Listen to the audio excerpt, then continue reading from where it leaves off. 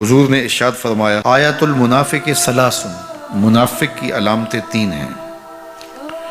جس شخص کے اندر یہ علامات ہوں تو وہ اس نیت سے سنیں کہ آج ابھی اسی وقت میں یہ مصمم عزم کرتا ہوں کہ اپنے سے کھرچ دوں گا ان چیزوں کو، اور اپنے من کو، اپنے اندر کو، اپنے باطن کو ان غلاظتوں سے پاک کروں گا۔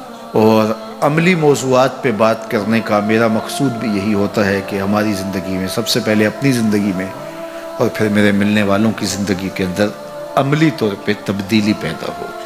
تو اس نیت کے ساتھ جب آپ سنیں گے تو اللہ برکت کرے گا۔ تو سنیے رسول رحمت نے ارشاد فرمایا صلی اللہ علیہ وآلہ وسلم نے کہ منافق کی نشانیاں تین ہیں۔ ان میں سے ایک اذا حدث کذب، جب وہ بولتا ہے تو جھوٹ بولتا ہے۔ یہ منافق کی علامتوں میں سے ایک علامت ہے کہ اس کی زبان جھوٹ کی عادی ہوتی ہے۔ زندگی میں جھوٹ سے اپنے آپ کو بچائیں، یہ زہر قاتل ہے، اندر اجاڑ دیتا ہے، آپ کا معاشرے سے اعتبار ختم کر دیتا ہے اور آپ کی رسوائی کا سبب ہے۔ دوسرا ارشاد فرمایا وَإِذَا وَعَدَ أَخْلَفَ، جب وہ وعدہ کرتا ہے تو وعدہ خلافی کرتا ہے۔ یہ منافق کی علامت ہے کہ وہ وعدہ پورا نہیں کرتا۔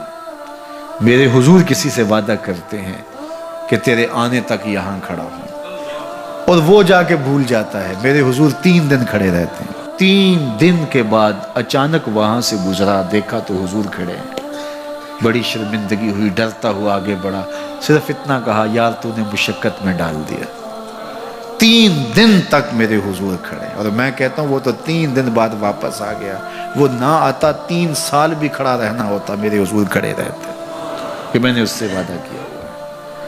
اور میں اور آپ دیکھیں کہ ہم کہاں کھڑے ہیں۔ ہم کسی سے وعدہ کریں، ہم خود وعدہ کرتے ہیں تمہیں 6 ماہ کے بعد پیسے دیں گے، وہ بیچارہ 6 ماہ کے بعد بھی جو ہے وہ 1 ماہ اور اوپر گزار لیتا ہے کہ چلو کوئی بات نہیں ہے، اور ہم اس کی موت کی دعا کر رہے ہیں یا اللہ فوت ہی ہو جائے تو اچھی بات ہے۔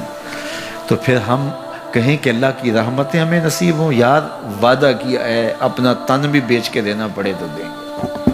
جو وعدہ کیا ہے جہاں کھڑے ہوئے ہیں وہاں کھڑے رہیں گے، چاہے اس کی کتنی بھی اذیت ہمیں کیوں نہ سہنی پڑے۔ جب وعدہ کیا ہے تو پھر اس کو پورا کرو۔ تیسری بات میرے حضور نے ارشاد فرمائی وَإِذَا تُؤْمِنَ خَانَ، جب اس کے پاس امانت رکھی جائے تو خیانت کرے۔ اس کے پاس پیسے رکھے جائیں، دولت رکھی جائے، کوئی زمین اس کے نام کوئی کر دے کسی وجہ سے، کوئی اور اس کے پاس امانت رکھ دے تو وہ اس میں خیانت نہ کرے، بلکہ آپ کے پاس کوئی بات امانت رکھی جائے تو اس کو بھی جو ہے وہ لوگوں تک نشر نہ کرے۔ تمہارے کان میں اگر کوئی بات کرے تو وہ امانت ہے، جب وہ بات کر رہا ہو تو دائیں بائیں دیکھ رہا ہو، تو پھر اس کا مطلب یہ ہے کہ وہ یہ چاہ رہا ہے کہ یہ بات کوئی اور نہ سنے، تو پھر صاحب امانت کو چاہیے کہ کوئی اور نہ سنے۔